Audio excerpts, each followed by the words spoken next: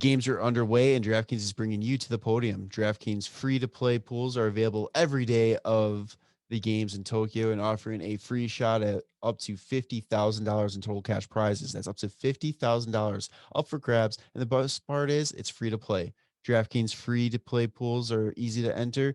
Just download the DraftKings app, go to pools, and choose from a wide variety of free contests for an opportunity to win cash prizes. All you have to do is answer a handful of questions around what you think is going to happen during that day's events. Track your results throughout the evening to see if you achieve a victory. Questions will range from medal count to questions about specific to the USA team. DraftKings is safe, secure, reliable, so you can deposit and withdraw your money at your convenience. Download the top-rated DraftKings app now and use promo code THPN when you sign up for your free shot up to $50,000 in total cash prizes every day of the games in Tokyo. Headed to DraftKings pools page to get your shot at huge cash prizes. That's promo code THPN for a limited time only at DraftKings. Eligibility restrictions apply. Please see DraftKings.com for details. What's happening? What is happening?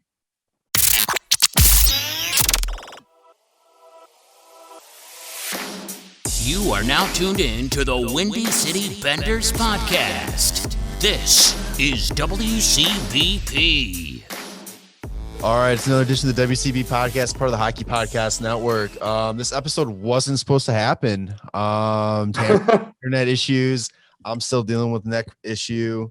Painkiller hasn't kicked in yet, so let's fucking get going. But holy fuck. Yeah. Hawks just decided to make moves today and acquire some Stanley Cup champions. They just added about 5 Stanley Cups to their team just now. And that's not even including the Friday's trade. Oh, yeah, no. Well, yeah. I mean, it's still they added about 5 Stanley Cups. Yeah, but like 5 Stanley Cups and like, a player, like, holy shit. Yeah, so I guess we should just start right from the fucking beginning. Right now, as we're getting ready to record, Blackhawks, now their infamous eyeball emoji tweet, sent that out, and I sent to our group text. I'm like, oh shit, what's going on now? Or here we go again. And before I could even get the Zoom set up, Pote sends us a screenshot of Emily Kaplan breaking down that the Chicago Blackhawks have traded Brent Seabrook to the Tampa Bay Lightning for Tyler Johnson, a 2023 second round draft pick. Yeah. I don't get it. I don't understand. Tyler Johnson's got 3 years left on his current deal at a $5 million cap hit. I don't hate it. Yeah, but like, why not? Like, why didn't they just give Hugh Suter like a portion of like this $5 million that's going towards Tyler Johnson? I don't get it. Yeah, so I guess touch on that really quick. Hugh Suter, David Kampf. Gaudette originally didn't qualify an offer, and then also like Nick Johnston or something, which I had no idea. Because I guess he's a prospect. But yeah, didn't get qualified. Josh Dickinson, that's what it was. Then we got him in a trade anyway. So yeah, that trade comes through, kind of wakes me up. That kind of comes through as standards, like, hey, let's get recording. My internet's back up. Still processing the trade that happened earlier where the Vegas Golden Knights just completely stabbed Marc-Andre in the back again. No, this time it was in the front. It was in the heart. It wasn't the okay. It was in the heart. Before it was in the back, and now it's in the heart. So Marc-Andre Fleury gets dealt to the Chicago Blackhawks for what was originally said nothing. And it's still been reported as for nothing. Yeah, you got to feel bad for the guy that actually got traded, but I don't even know. Can't even pretend to say his name. Michael Hakkarainen. Yes, it's traded to the Golden Knights for Marc-Andre Fleury. Marc-Andre Fleury said he had no interest in playing anywhere other than Vegas or Pittsburgh. So there is a belief that he's going to retire.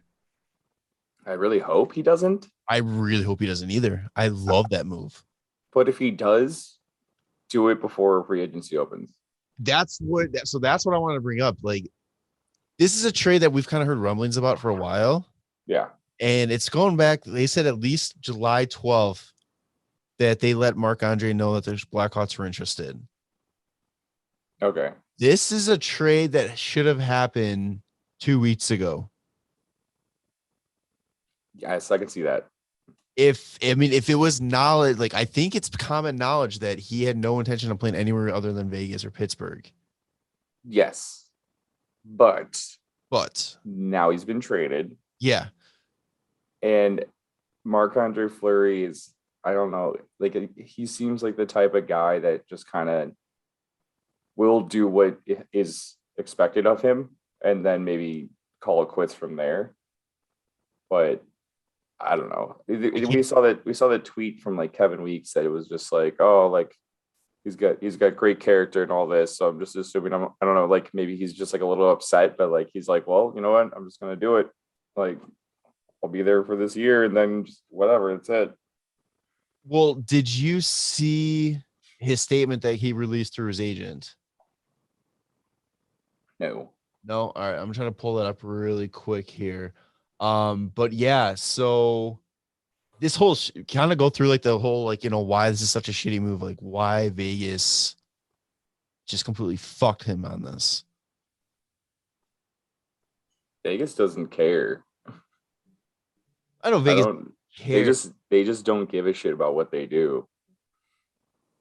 So he didn't even It's so weird. Yeah, he didn't even find out through the team. No, like, he found out via Twitter, like from social media. Like there's a point that like I think the Blackhawks announced it, were the first to announce it like official. And I'm like, I wonder if Marc-Andre knows yet, like through the organization. Yeah. Like this is like the weirdest thing to me right now.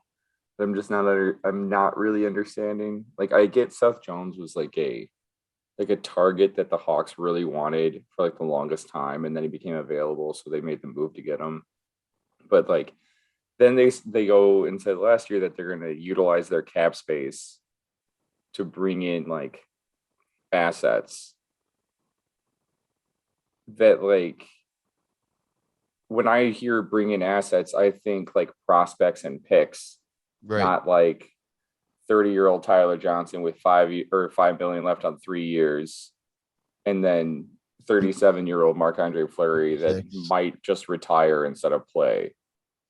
Like I don't understand the utilized cap space for assets in that kind of a situation, because like typically if you have that much cap space and you're a team that's bound for the cup, those are the kind of guys that you want to get. But like, what are we doing? It's tough looking at this because I'm confident, like as of right now, if all these guys play, I think this is a playoff team that has a chance to do some damage. I just don't know where all these guys are going to play. Oh, right, but at the same time, so that I feel confident in this team, but at the same time, I'm also like I feel like they're in limbo right now. Like you said, what are they? Are we rebuilding? Or are we going for a cup? Well, like I don't understand.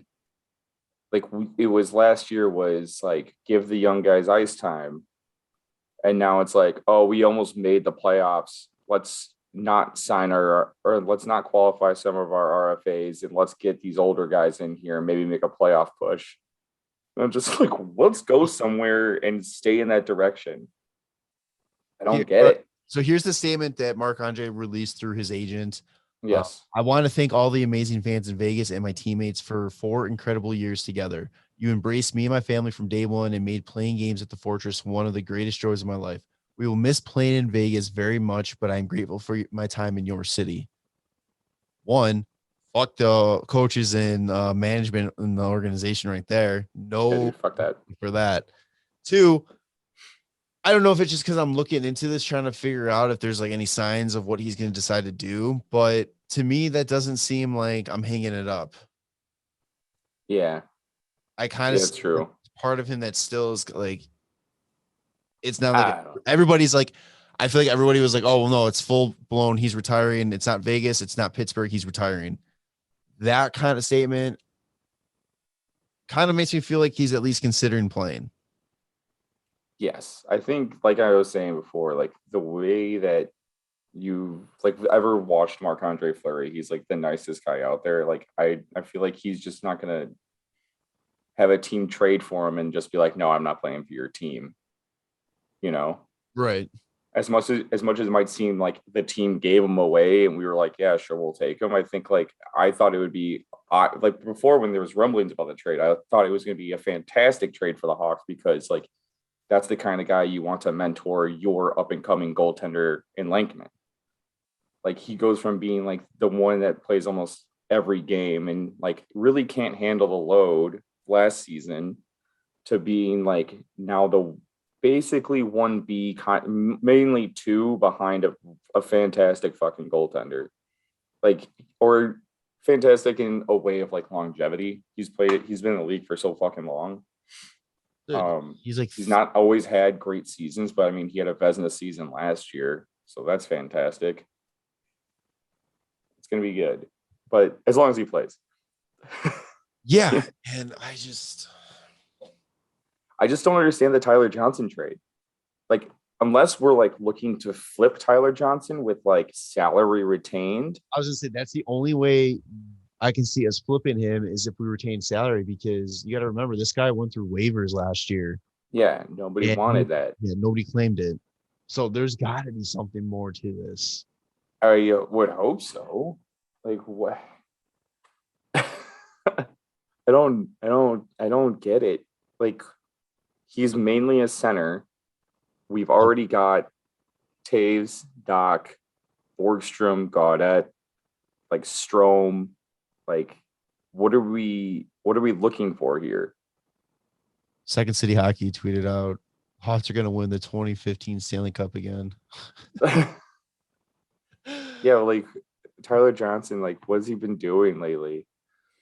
He had one season where he put up 72 points, and then he's touched 50 one time after that. Like, So, I don't know. I don't know, man. Here's what's going to get really tricky, though. If Tyler Johnson stays on this team and he's not being used to like flip, you're looking at Taves and Kane next season, 10.5 each. You got DeBrincat at 6.4, Tyler Johnson at 5, and then Seth Jones 9.5 kicks in. Yeah. And that's another flat cap season projected. Well, don't forget you also have Brett Connolly at 3.5. Which is I always forget about that guy. Yeah, which was like a cap acquisition to bring in like Borgstrom. But then we or also off whatever it was. Kubalik needs a contract after this year. Strome needs a contract after this year. Hopefully that's not from us. Gaudette would possibly need a contract again. Kirby Doc needs a contract. Mike Hartman needs a contract. Philip Kurashev needs a contract. Dahan, Murphy, Wyatt Kalnick, Caleb Jones, all of the goalies in our system. Yeah. Dude, man. What is it's I mean, a ton of people need deals, but I mean that's a lot of cap space still. What if Stan knows he's going down, so he's just trying to fuck things up as much as possible before release? Yeah, I guess that would make tons of sense. Let's see. They're gonna have projected 48.675 for next season, so they'll have 32 million in cap space. 33 million in cap space. With a lot to sign. Yeah, with a lot to sign, but I mean, not everybody's going to be making fucking Brett Connolly money. Yeah, Kubalik is the only one that I would be like, okay, I wonder what he's going to want. Yeah. Doc, this is another reason I don't understand the Tyler Johnson deal. Like, I don't get it. You could just have Seabrook on like injury reserve the whole time. Like this really makes me wonder though too, like what do they know about Siebes? Or I'm sorry, Marc-Andre. Like, because right now they can go up to, they were at, before they made the trade with Vegas, they were allowed to go like 11 million over the cap. Mm-hmm. Now after the Marc-Andre, they went 1 million over, so they had about 10 million. So now they got about 5 million left of cap space that they can go over. Oh yeah. Actually, no, that changes now because Siebes is off the books. Yeah, Siebes is completely off. Fuck. Well, right now, it says that their projected cap hit is $79 million. That's with Shaw still on there. Yeah. So add 3.9 to. So it's about $6 million in cap space.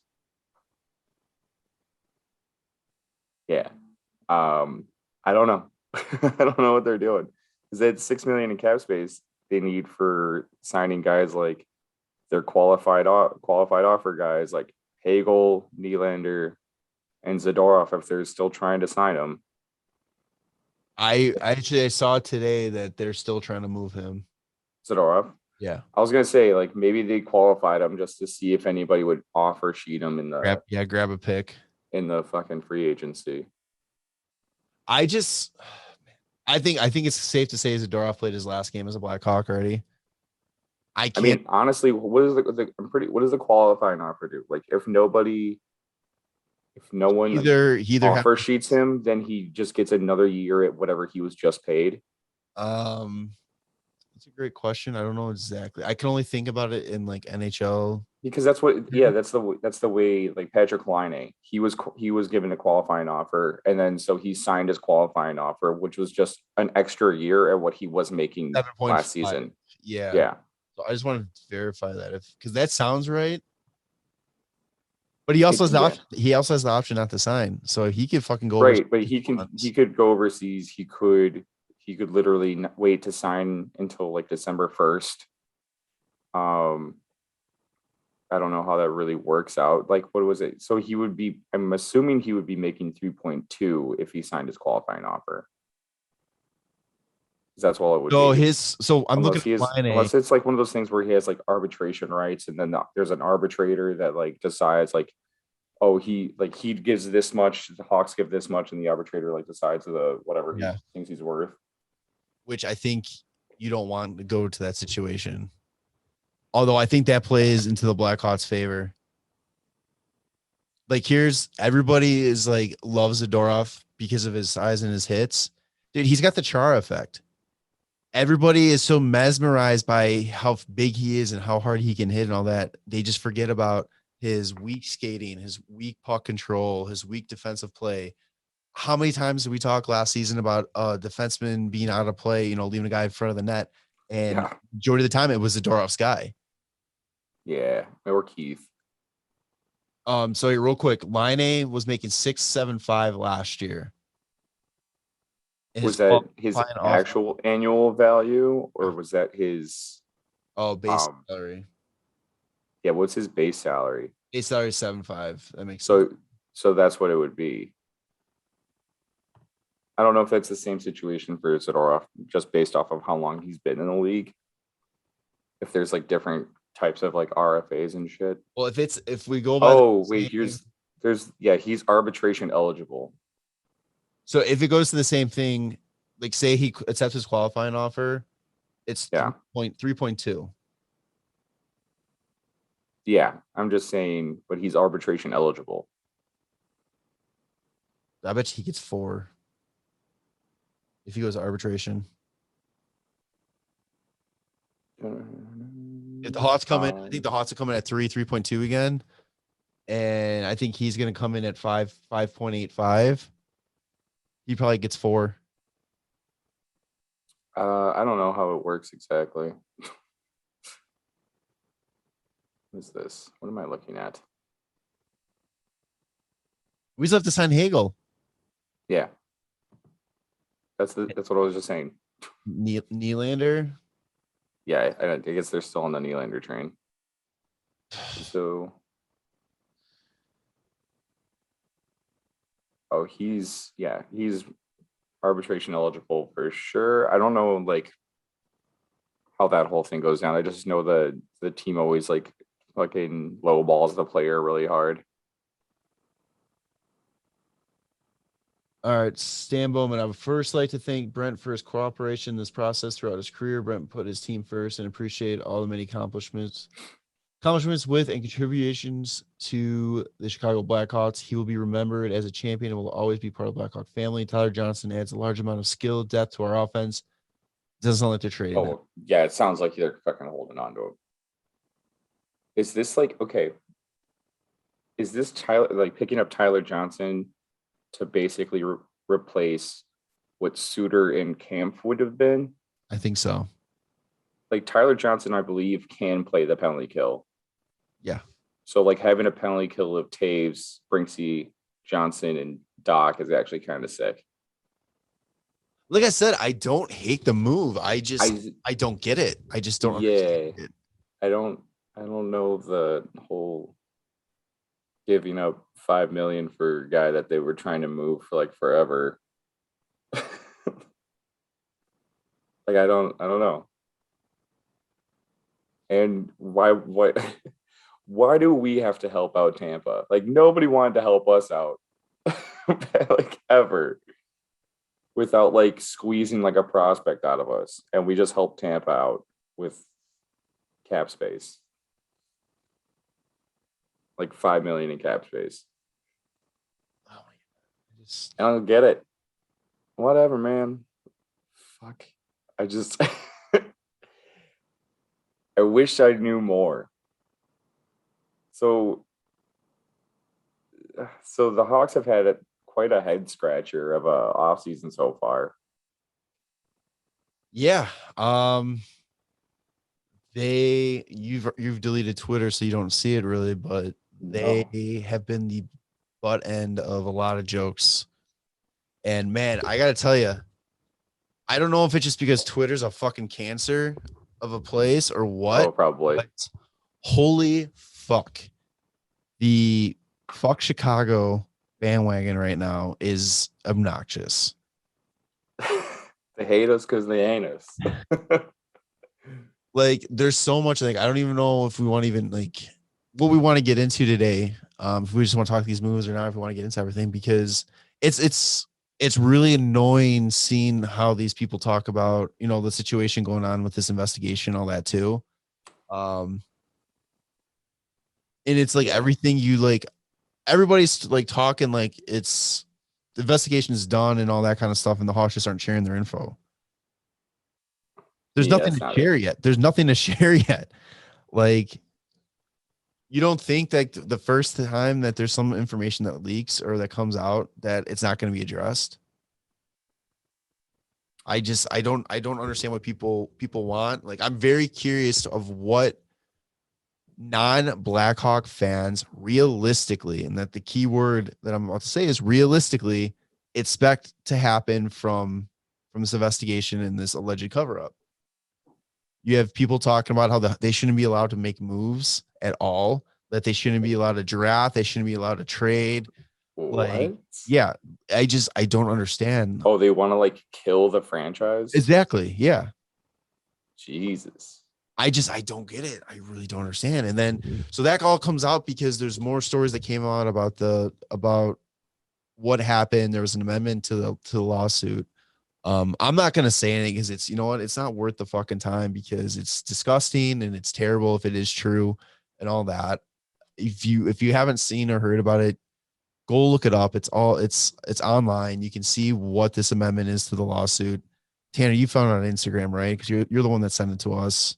Yes. Yeah. Yeah, so, with the baseball bat. Yeah. So go look it up. But then it comes up to that. All that leads into the blockbuster trade on Friday, where the Blackhawks acquired Seth Jones. I want to pull up the exact trade here. Yep, Seth Jones, and I'm trying. Oh man, wasn't it like a second rounder? All right, it was Seth Jones. The Blackhawks. Oh, the first round pick. Yeah, the Seth Jones received, or Blackhawks received Seth Jones, a 2021 first round pick, which was the 32nd overall, and a 2022 6th round pick. Blue Jackets acquired Boquist, the number 12 draft pick from this past draft, the number 44 draft pick from this past draft, and a 2022 conditional first round pick, which is protected if any of the picks get picked in the draft lottery. So if it comes, I believe, in the top three, it's two. Is it top two? Yeah, it's only top two now. Changed it. Yeah, that's right. So if it's a top 2 draft pick, the Hawks keep it, and the 2023 one goes to Columbus. Why does it say wins one of the 2022 draft lotteries? Because they do 2 drawings to see who's 1 and who's 2. Oh, that's weird. Why Yes. isn't it just one drawing? Or it was 3. That's fucking weird. Okay. It's something with like odds and all that kind of stuff. I don't know. All right, whatever. I'm too dumb to explain it, but Yes. So then, right after he got traded, signed a big old deal. 7 or 8 years, 9.5, full no movement clause, the entire contract. Wouldn't be a Stan Bowman's contract extension if the no movement clause was included. Yeah, I mean, it's definitely an overpay. So why not toss the no move in there already too? Like, What? I don't know. Your initial, okay, so let's start with this. Your initial reaction to what the Hawks gave up to get Seth Jones. I was fine with it. 100%. I think everybody like really thinks that everything that Seth Jones did up until like 2 years ago is like non-existent. And then these past 2 years is what he really is. Where I think when he's on a team that has players like Patrick Kane and Alex DeBrincat, and if Jonathan Toews is back, like that kind of leadership, I just think that it's going to be a completely different, like back to like Seth Jones being amazing. You're pulling everybody's pulling numbers from last season. Yeah. Columbus was terrible altogether last season. Yeah. Nobody wanted to play for Tortorella. Like, I don't get it. A shortened season on a complete dog shit team, and you're going to try to a shortened off season as well too. Like, yeah. I don't understand the hate. And I think my reaction too is I think people put way too much weight on draft picks. Yeah. Plus it was a draft that people weren't really sure about the picks at all. So it's kind of like there was tons of GMs that were like, I don't really care to have a bunch of draft picks this year because like a lot of these guys didn't get a full season of like being scouted. So it's kind of like a shit show for like who's going where. If there's a time to take a risk on moving a couple draft picks, it's this right now is it. Yeah. And then even next year, I believe there's like 3 names, top 3. And after that, I haven't heard much. Yeah. So it's like, I think the other part about it too is like giving up Bachfist for him. It's like, I get it. Understand. I don't. Yeah, I mean, the problem with like Boquist, right? Yeah, I said Bachfist. Like, yeah, yeah, that's fine. It's the same shit. Adam Bachfist, Adam Boquist, whatever. But yeah, I mean, like, I know he's still like super young, but it's kind of like his skating either needs to be like excelling a lot more than everyone else because he's definitely not going to have the size. He's just going to get tossed around. He's great offensively, but like he could end up just being basically like an Eric Gustafson versus like an Erik Karlsson. Yeah. Like Karlsson, at least he had like the wheels to fucking get around and drive the play. Not to mention like the hands and the shot. Like, I mean, I'm assuming Boquist could probably get there, but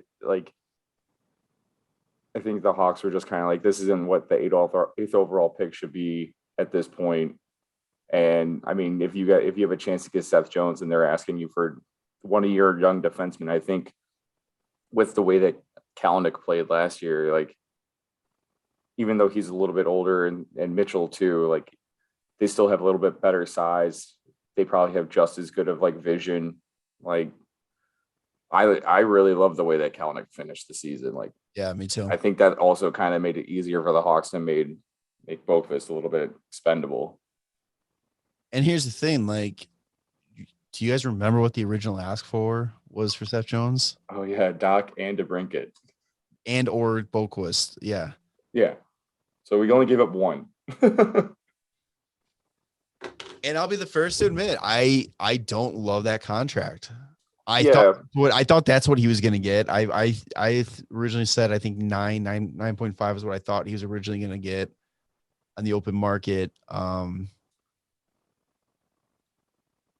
I don't get the hate on this deal. I really don't. Yeah. Well, I mean, like I said, I think it's a bit of an overpay, but if you really look at it, like we're paying Seabrook almost $7 million to be basically 38, or like 40, like until he was 40, and then we were paying Keith for another 2 seasons, 5.5.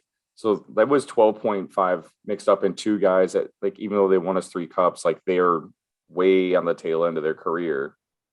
So I feel like we got a player that's better than both of them right now combined, has the chance to be really good for the entirety of this contract. He's only 20. And yeah, he's only 26. He's going to be 35 by the time it's over. Like, and we're like, basically you're taking Keith and Seabrook not being very functional. Like, I know Seabrook didn't play last year, but like if you consider the year before where he did start the season, we had 12.5 million locked up in these two, or like 13 million, right? No, 12.5 locked up in these 2 guys that could barely play defense at this point. And one of them's getting all the time in the world. And I don't know if anybody was watching him, but he's fucking blind. Like, I love him for everything he's done, but like, man, he was out of position so often. And Joy Edmonton. I mean, it's kind of like saving $3 million and giving a spot to like one of the young guys. And like, we have a guy that literally I still believe can be indoors finalist at least. Do you know what you want your first overall picks to turn into? You want them to turn into Seth Jones? Yeah. Yeah. Do you know how many years it would have taken probably for whoever we took 12th overall to reach it to the NHL? Probably like 3 or 4. I mean, and then that's not even being like as productive as Seth Jones will be right away.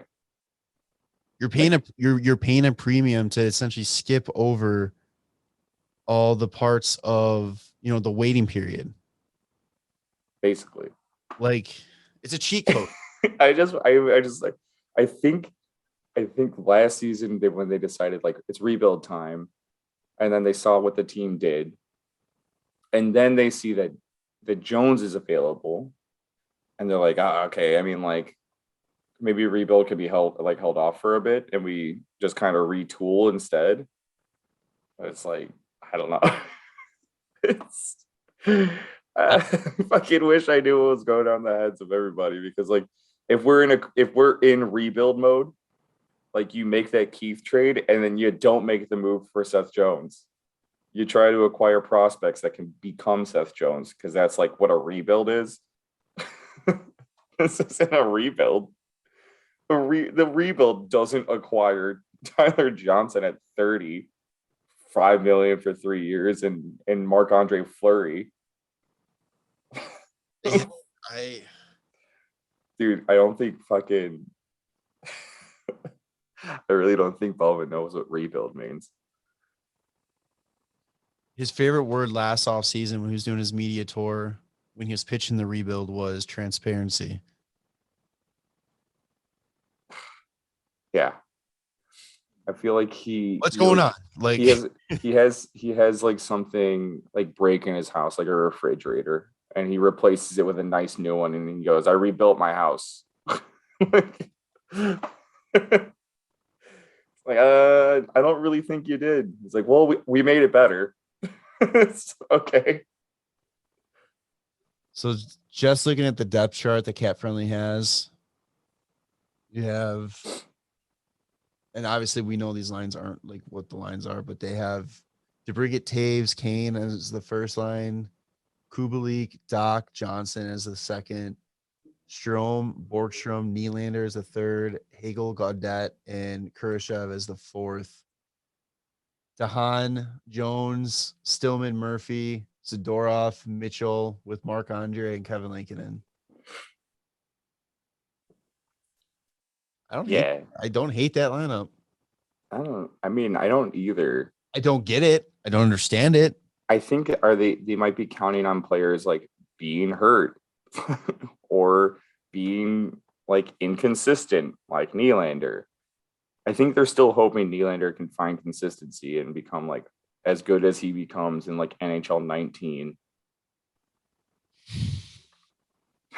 Don't tell me Stan's just sitting and playing NHL, just trying to like, okay, well, Nylander should telling- be at this level. I'm telling you, by 23, Nylander's like an 89 overall. It's a fucking steal. Trust me. So do we even bother looking forward to free agency tomorrow or today? I mean, Like, I don't think so, because we have to, like, we're looking to sign like Hagel and Nylander and probably Zadorov. Unless they're looking to like flip anybody, I don't think they are.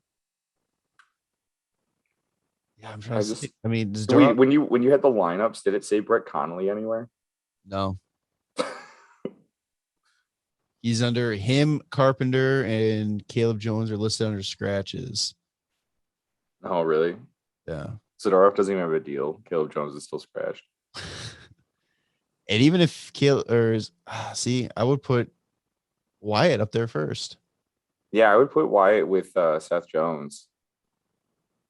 Wyatt, Seth Jones. I like Connor Murphy with Stillman, and then do DeHaan and Mitchell. Yeah. That wouldn't be too bad. I wouldn't even mind like maybe Riley Stillman with Seth Jones. See how that works out. Well, I got 82 games. I have a feeling that they're going to be seeing a whole bunch of combinations. So I just like looking at this team 3 years from now. Who's got deals right now? Tyler Johnson, Seth Jones, and Riley Stillman. All Blackhawks selections. looking at this fucking roster, it looks like somebody playing NHL franchise mode. Yeah, it's kind of weird. I honestly, I want it. Like I keep saying, like sign Hagel long term, but I mean, they're gonna probably get him a 1-year deal, and then I don't know what happens after that. Basis, I bet, for a little Huh? bit. It'll be a year by year basis, I think, by a little bit. For a little bit, he might get a 3-year deal, little bridge deal, but like, who's going to be the next one to get like a long term deal? I mean, Kubelik's probably not going to get anything long term. He's going to probably get like a 3-year. Yeah, he's the only one that I can see. DeBrinket's going to be the next long term deal. He's gonna for sure. He should for sure be like an 8-year deal, because he's going to be making like $9 million. If you're going to be making $9 million, don't give him like a 3-year deal, and then when it's over, you're gonna be like, all right, well, here's your 8-year deal at like $11 million. It just sucks that the projected time period for the flat cap to go away is a year after we need to sign everybody. 2024, 2025 is the projection of the cap rising again. That's pretty cool. But the year before we'll need to sign Kane, Taves, to Brinkett.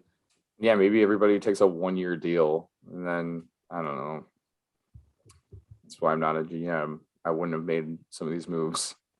Like I would have definitely taken Seth Jones and then just built around that, but I would not have like brought in Tyler Johnson. I would have taken that cap space and used it on the RFAs that we have. God, I don't know. I'm saying I'm looking forward to Seth Jones playing on this team, even though everybody thinks that's a very huge overpay. I'm going to say everybody's going to be so fucking wrong when they see Seth Jones being top of the league defenseman for a majority of this contract. And they're going to fucking be eating their goddamn words. I would put a lot of money down that that's going to happen. I honestly believe it is.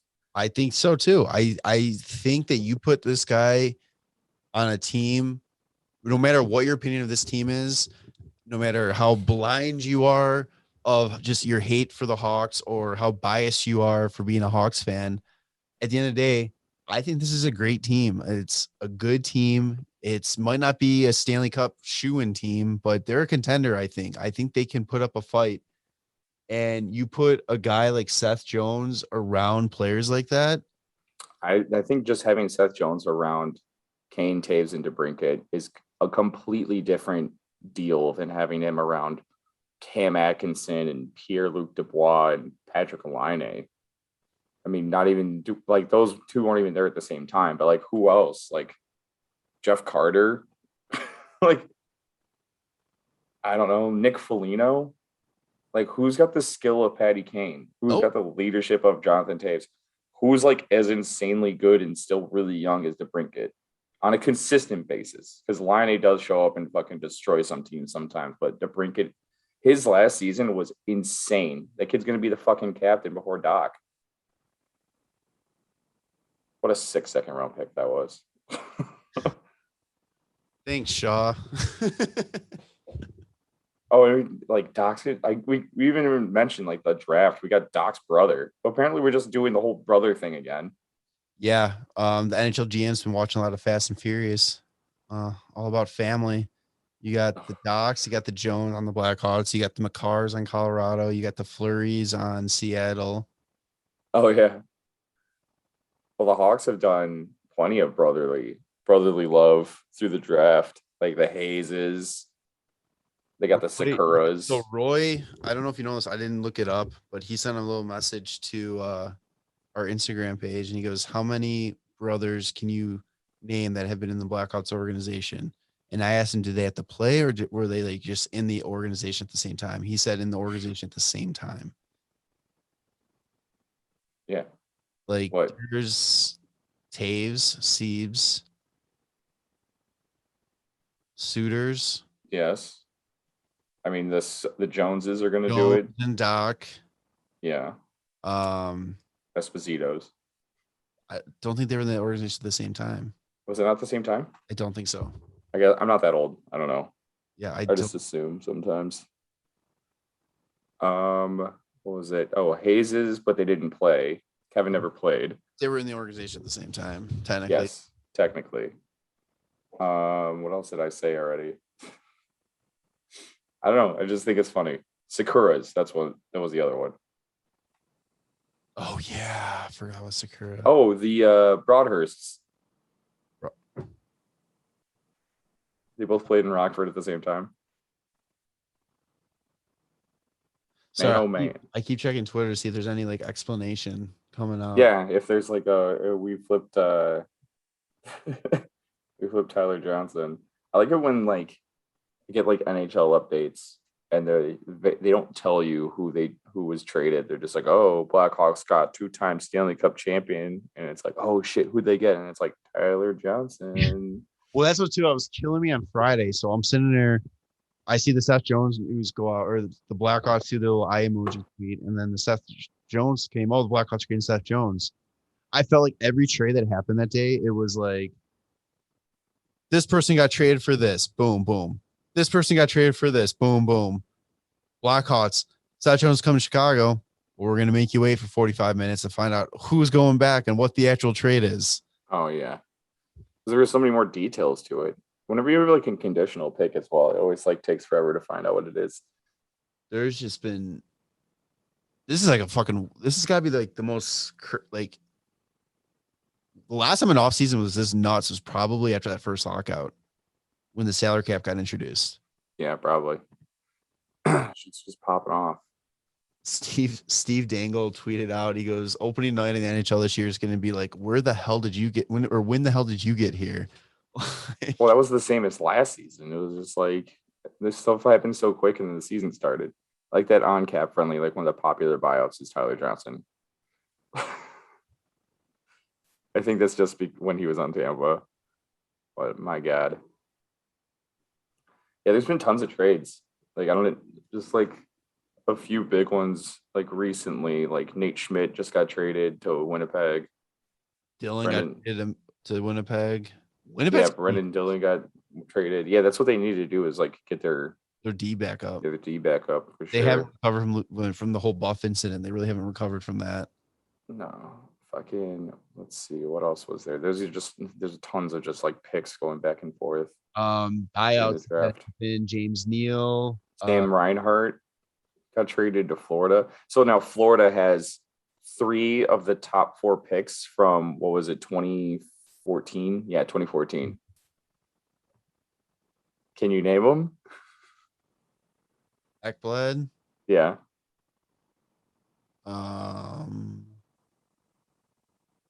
Barkov? No.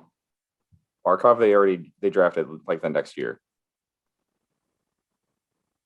The year before. You said how many was it? 3 or 4? 3 out of the 4. 3 out of the 4 top 4 picks. Did they draft him or did they? No. They have them now. No, okay. So it wasn't like okay. No, because like they just got Reinhardt, so that's one of them as well. Yeah. So you got to think of what the third one is. What is it? I'm gonna feel like an idiot. It's one of those that I'm gonna be like, oh, I fucking should have known that. Sam Bennett. That's exactly. I couldn't remember if he was like. Yeah, and then the other thing is like the 5th overall pick was Michael Dahl, and he didn't get a qualifying offer, so Florida can get him if they want. And Jake Vertanen was the 6th overall pick, who just got bought out, so they can get him if they want. But he's like in some shit of like the law, so maybe not. Yeah, buyouts include James Neal too, Brandon Holtby, Martin Jones. Keith Yandel signing with Philly allegedly. Yeah, with a full no trade clause at league minimum, no trade clause. Yeah, 1 year, 900,000 and a full no trade clause. Yeah, we got for trades. You got Jakub Voracek going back to Columbus for Cam Atkinson. Oh yeah.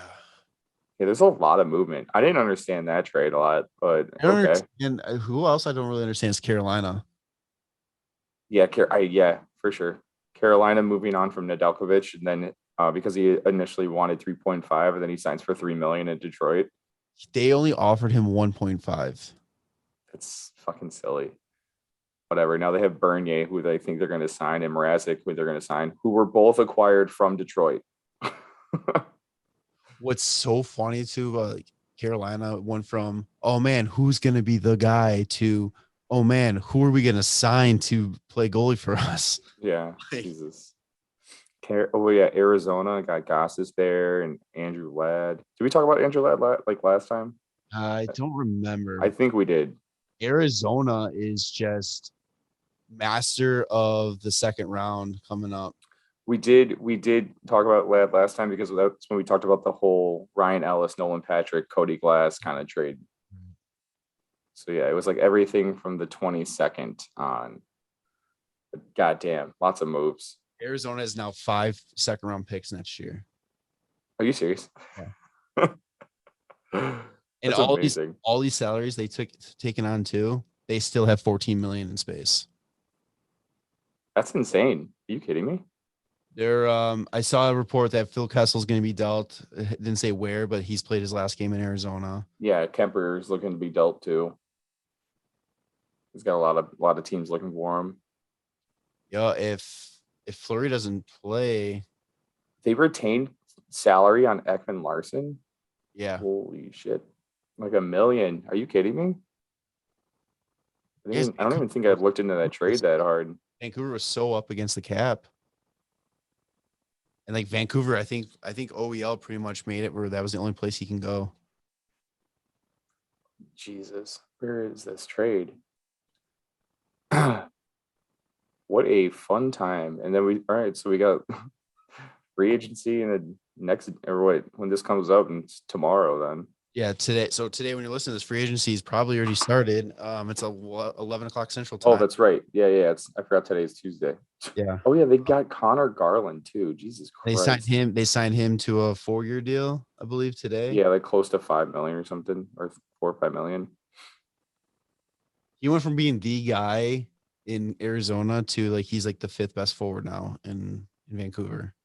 Well, I mean, it's gonna be a lot less pressure on him. Right. Going to be able to. He was scoring. I feel so bad for all the Arizona fan out there, the one Arizona fan out there. Yeah. Like, well, at least they can watch Antoine Roussel, Jay Beagle, and Louis Eriksson play for a combined $12 million. Man, if this isn't them setting up to move to Houston, I don't know what it is. They're just going to fold the team and do another 30-second expansion team. At least the Coyotes drafted Shane Doan's son. Yeah, that's like pretty cool. 36th overall or something. Jesus. All right. Well, this has been insane. Yeah. I don't know. Ovechkin signed a deal. That's another new thing. God damn. 5 by 9.5. He has to score at a 33 goal pace, and that's 5 years to break Gretzky. Within the contract. Yeah. Man, if he plays the whole contract, he has to score average 33 goals, which I think he will get 40 plus this year. Yeah. Maybe even next year. I think he does retire like as soon as he hits Dude, right over. I think he scores that goal that puts him over, breaks the record, and he puts his stuff down on the ice and he gets off. That would be insane. And he gets right on a private jet back to Russia, where Putin's waiting for him with champagne. Are you sure it's champagne and not vodka? Yeah, vodka. Yeah, we'll go vodka. Yeah, let's go both. Let's go both. Yeah, he's gonna pour the vodka into the champagne. Oh man. So I put up real quick too. I put up on our Instagram story, just kind of like, oh, how are you feeling about the offseason so far? And just had a lot of face palm emojis. One person go, can't believe that guy from Vegas is now that guy from Chicago. Bowman last year, we are in a rebuild. This year, dollar bills. Yeah, Jesus. And if Andre reports not bad, want to see what else is going to happen. And that was before the Tyler Johnson move. I think what's left for the Hawks to do right now is basically, for me, is definitely get Brandon Hagel signed. Yeah, I think you have to focus on signing our RFAs. No, just focus on signing Brandon Hagel. That's all I care about. I do not give a shit about Zadorov. Don't give a shit about Nylander. Just sign Hagel and go into the season with whatever. I saw a couple people saying that the Hawks are going to try to sign McCabe. Oh, Jake McCabe? Yeah. Why are we signing more defensemen? But it makes sense. He's a local guy, so. Yeah, but I don't know. Before more money that doesn't need to be spent, because like if they're going to sign him, I'm sure it's not going to be like a 1-year deal. If it's a 1-year deal, cool, whatever. Yeah. Before all these moves happen, I was talking at work. I'm like, this kind of feels like a Carrick finally getting signed by the Blackhawks type of off season. Not so much anymore. Wait, is he a UFA? Yeah, he's UFA. I wish I knew what the Hawks like. I didn't hear a damn thing about Tyler Johnson coming to the Hawks, and then all of a sudden it's like, excuse me, what? I don't think anybody did. I really we heard rumblings of like Vegas and like Fleury like coming here, and like Seth Jones making that move. So Emily Kaplan tweeted that 58 minutes ago as of this recording. When did the Hawks do their emoji tweets? She's been killing it, by the way. Yeah. An hour ago. So she reported that 2 minutes after the Blackhawks did their eyeball emoji tweet. Well, that's insane. Good job. I don't know. I really don't know. It's a head scratcher of an offseason. I can't wait to see what other kind of head scratching moves we're gonna make. Like, watch like we just like end up fucking trading away like Taves. Don't fucking say that. Don't put that in the universe. Don't do it. It's happening. Don't fucking do that. Blackhawks acquire Steven Stamkos for Taves 1-for-1 because he's not going to play next year. So do you think that they put a deadline for Marc-Andre to be like, hey, we need an answer? Yeah, it's going to be right before free agency opens. You're going to find out at like, what is it, 10 a.m. Marc-Andre Fleury decides to retire as the Blackhawks' greatest goaltender of all time. What was the first thing we said when we heard about that? We said, "Oh, we're about to get Crawford. We're about to get Crawford in. Yeah. He's gonna come here and fucking retire before he even plays any games with us." Yeah, but would Crawford at least showing up to training camp though? Yeah, for like one like training camp, 2 days practice, 2 days, yeah, something like that. Just jeez. He's going to see the team. He's like, all right, guys, not for me. Yeah. I'm going to go out a Vezina winner. The conference finalist. Fuck, man. I don't. It's a lot of like us trying to like figure out what to say after all this. Yeah, this is great. This is great podcasting right here. Like us just sitting here like, oh man, I don't know, and just thinking and all this, but it's like I trying said, to get the thoughts out, but yeah. my thoughts are just, what the fuck are we thinking? This is probably the most like legit reaction like you're gonna get. Like we haven't had any time to process this. We're just jumping on recording and all that. I'm sure we're gonna try to. I think we're gonna try to record Sunday again. Yeah. To talk about free agency and all that, and maybe we'll hear more about what's going on and why these moves are happening. Maybe somebody does get flipped. Maybe Fleury is staying with the team. Maybe he's retiring. Like, but okay, what I was trying to say before I got sidetracked, if he decides, like, say he waits like a week or so to tell us if he's playing or not, I honestly think that's okay because I'm not impressed with the UFA goalies. yeah. I think the better bet would be to try and trade for a goalie. Oh no. I'm tired of giving up assets unless we're giving up fucking like Tyler Johnson at this point. So you would want to roll with Subban or Delia? Well, no, I was gonna say like see if you can get somebody on like a 1-year deal, like even having like Braden Holtby on like a 1-year deal, just to take some of the pressure off of Lankinen and having it not be Subban or Delia would be great. He's a veteran. He needs a veteran behind there. Yeah, I'm saying like that we can't. we need that, and we got really spoiled with the possibility of that veteran being fucking Marc-Andre. I mean, it could still be. You never know. Tuukka Rask, Martin Jones, Frederick Anderson, Devin Dubnyk, Holtby, Ranta, Reimer, Grubauer, Mrazek. I mean, even if I'm saying like fucking Braden Holtby, even just having like Martin Jones, like neither of them had good seasons. I was gonna say Halak would be a great one because he knows he's a backup, but he's apparently gonna be signing in Vancouver. Oh, okay, that makes sense. Brian Elliott, I wouldn't hate that one either. Another guy that he's done great work with Carter Hart. Lundqvist. Yeah, if he's playing. Curtis McElhinney. Yeah, no. He's like a really good backup. Which is all we need. Yeah, which is all we need though. Now we need somebody that's like a good. What if they just went after Grubauer? Just give him the $7 million that they're gonna give Fleury for the year. If he can take a 1-year deal, he's a vet. We'll get the other one, another Vezina, just finalist. We'll get the 2 out of the 3 this year. Bring Freddie in on a prove it deal.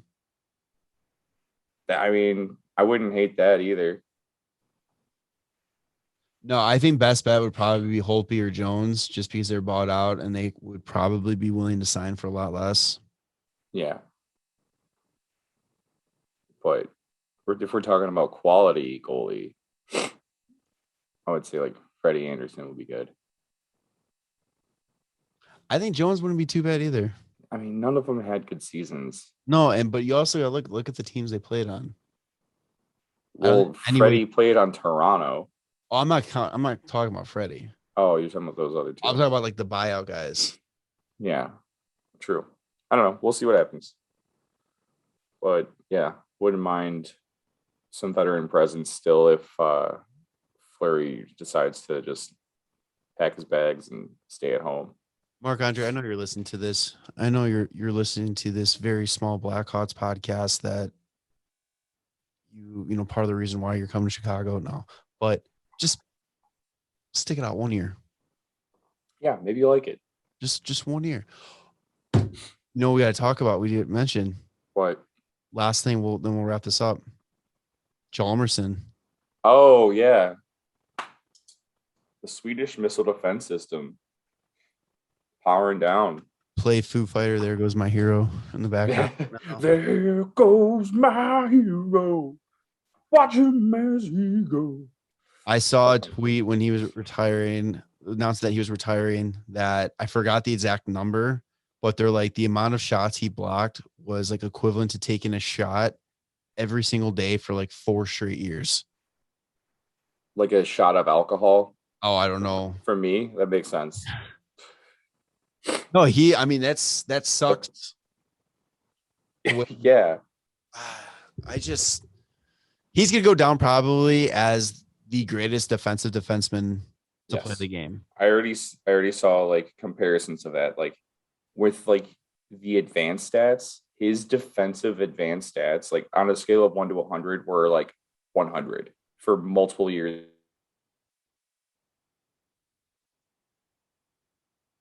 Oh no, the internet went out again, I think. All right, but basically, yeah, Hjlamarsson just consistently was always great, always good, and you didn't hear much about him. He was kind of always forgotten because he was on that team with. There we go. You back? Yeah, internet kicked off again for a second. Yeah. What I was sick. saying before you finish your thought, what I was just saying was he was one of those guys that didn't get recognition. He would always get lost in the shuffle because he was behind Keith and Siebes.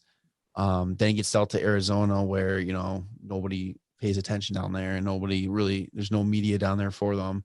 So it's just, he's going to go out as probably one of the most underappreciated players to play the game. Oh, absolutely. And I think the only ones that are going to appreciate him are the Hawks fans that like watched all the Stanley Cups and just watch how clutch and key he was in the defensive zone. I mean, there's not many players that are like him. It's hard to find somebody that's going to give up their body every single shift and then go out there and do it again. And then just keep doing it and just, all right, I'll be back here when you guys go ahead and score. It just sucks too that he probably had his career moment taken from him. In the 2013 Game 7 Western Conference Finals.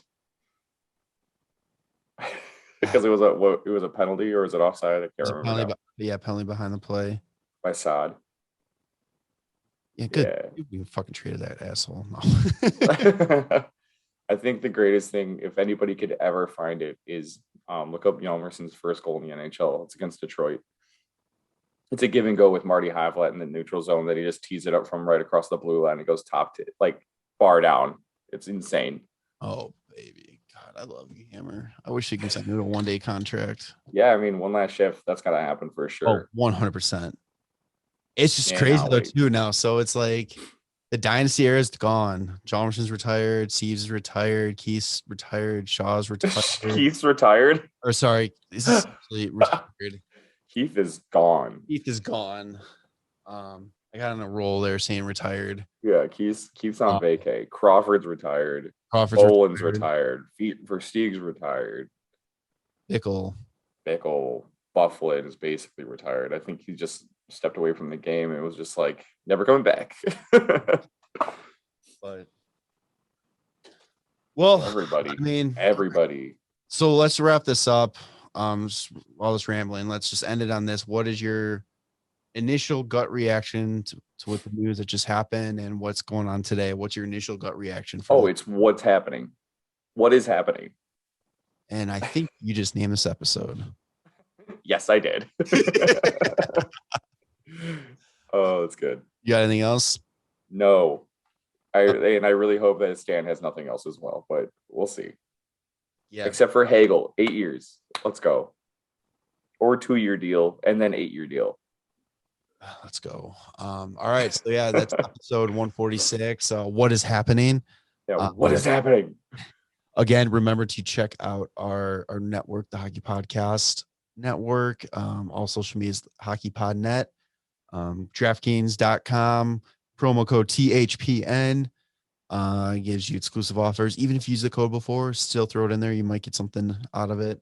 Subscribe to the show on YouTube. Follow us on Facebook, or follow us on YouTube, Spotify, Apple. Twitter. I am so fucking tired. Instagram, all that kind of stuff. Leave us reviews, 5 stars, no matter what, but leave us your shitty review if you want to, but make sure to give us 5 stars. Helps the show out, even if you hate us, help us out. So yeah, for Tanner and Jarom, we'll see you on the next one. Later, boys. Love you. Bye.